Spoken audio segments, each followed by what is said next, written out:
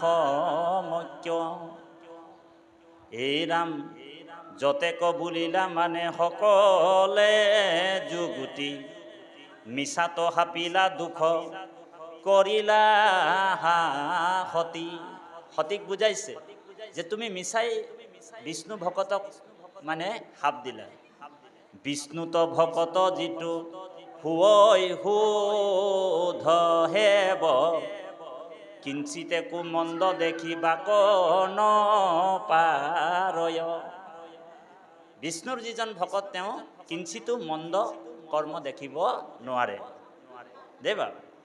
তাৰপিছত কৈছে হৌক ইন্দ্ৰ চন্দ্ৰ ব্ৰহ্মা কাকো নাই ডৰ দুখ দেখি তেতিখনে বোলে যথোত্তৰ।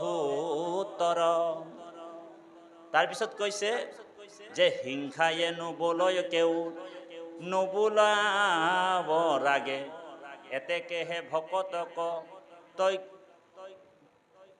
তখিবে নালাগে। সেইকাৰণে ভকতক তুমি কেতিয়াও অভিশাপ দিব নালাগে।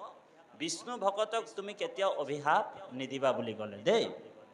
তাৰপিছত কৈছে কৃষ্ণহে ঈশ্বৰ দেৱতাৰো আদি দেৱ তাহান চৰণ নিস্তে কৰে যিটো হেব তাৰ কাক ভয় আছে ইতিনি জগতে।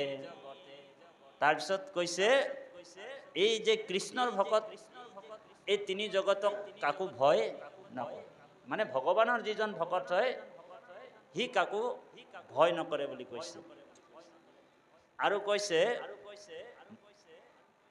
তাৰ কাক ভয় আছে ইতিনি জগতে মহাকালো ভয়ে পলাই যাহাৰ নামতে। মহাকাল এই যে মহাকাল শিৱৰ নাম নহয় জানো, বোলে মহাকালো বোলে কৃষ্ণৰ নাম ললে মহাকালো পলাই বুলি কৈছে। এতিয়া মহাকাল বোলে কালৰো কাল বোলে কোন? ভগৱান কৃষ্ণ। সেইকাৰণে আপুনি মই সদায় গাই আছো বোলে কৃষ্ণ এক দেৱ দুখ হাৰি, হয়নে বাৰু?